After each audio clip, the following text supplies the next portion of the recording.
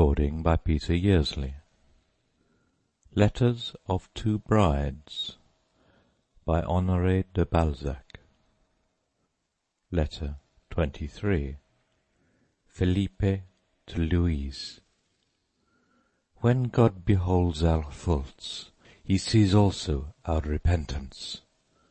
Yes, my beloved mistress, you are right. I felt that I had displeased you, but knew not how.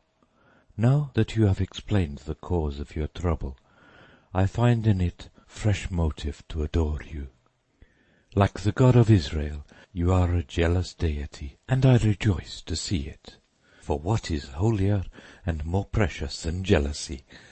My fair guardian angel, jealousy is an ever-wakeful sentinel. It is to love what pain is to the body, the faithful herald of evil. Be jealous of your servant, Louise, I beg of you. The harder you strike, the more contrite will he be, and kiss the rod in all submission, which proves that he is not indifferent to you. But alas, dear, if the pains it cost me to vanquish my timidity and master feelings you thought so feeble were invisible to you, will heaven, think you, reward them? I assure you, it needed no slight effort to show myself to you as I was in the days before I loved. At Madrid I was considered a good talker, and I wanted you to see for yourself the few gifts I may possess. If this were vanity, it has been well punished. Your last glance utterly unnerved me. Never had I so quailed, even when the army of France was at the gates of Cadiz, and I read peril for my life in the dissembling words of my royal master. Vainly I tried to discover the cause of your displeasure, and the lack of sympathy between us which this fact disclosed was terrible to me.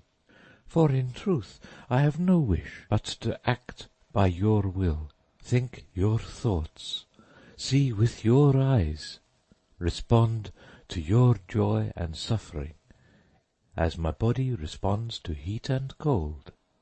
The crime and the anguish lay for me in the breach of unison in that common life of feeling which you have made so fair. I have vexed her, I exclaimed over and over again, like one distraught. My noble, my beautiful Louise, if anything could increase the fervour of my devotion or confirm my belief in your delicate moral intuitions, it would be the new light which your words have thrown upon my own feelings. Much in them of which my mind was formerly but dimly conscious, you have now made clear. If this be designed as chastisement, what can be the sweetness of your rewards? Louise, for me it was happiness enough to be accepted as your servant.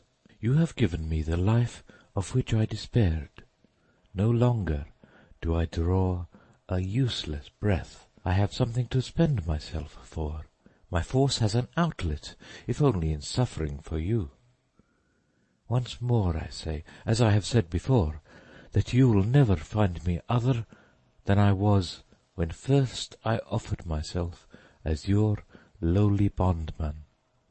Yes, were you dishonoured and lost, to use your own words, my heart would only cling the more closely to you for your self-sought misery. It would be my care to staunch your wounds, and my prayers should importune God with the story of your innocence and your wrongs. Did I not tell you that the feelings of my heart for you are not a lover's only, that I will be to you father, mother, sister, brother, aye, a whole family, anything or nothing, as you may decree? And is it not your own wish, which has confirmed within the compass of a lover's feeling so many varying forms of devotion? Pardon me, then, if at times the father and brother disappear behind the lover, since you know they are none the less there, though screened from view. Would that you could read the feelings of my heart when you appear before me, radiant in your beauty, the centre of admiring eyes, reclining calmly in your carriage in the Champs-Élysées, or seated in your box at the opera.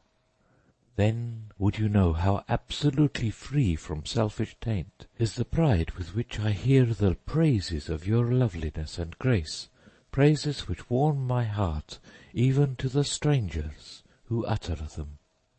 When by chance you have raised me to Elysium by a friendly greeting, my pride is mingled with humility, and I depart as though God's blessing rested on me.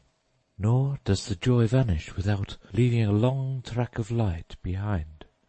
It breaks on me through the clouds of my cigarette smoke. More than ever do I feel how every drop of this surging blood throbs for you. Can you be ignorant how you are loved?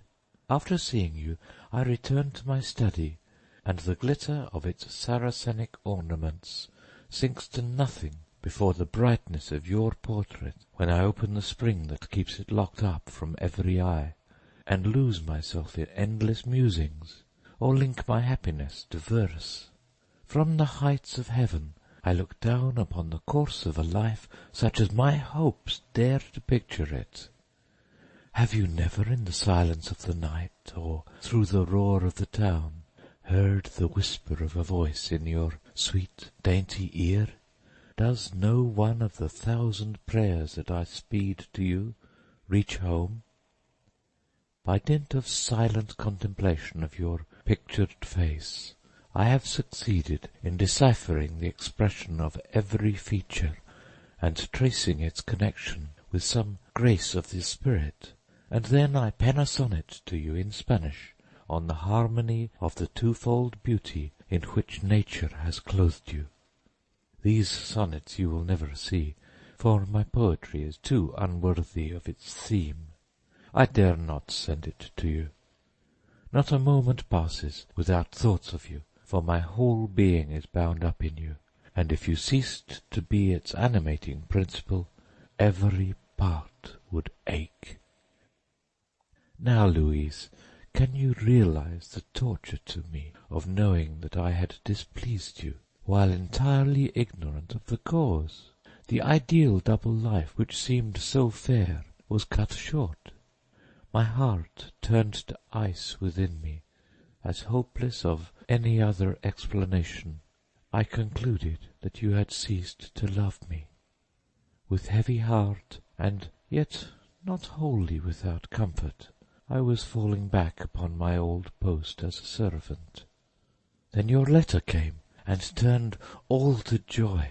Oh, might I but listen for ever to such chiding! Once a child, picking himself up from a tumble, turned to his mother with the words, "Forgive me." Hiding his own hurt, he sought pardon for the pain he had caused her.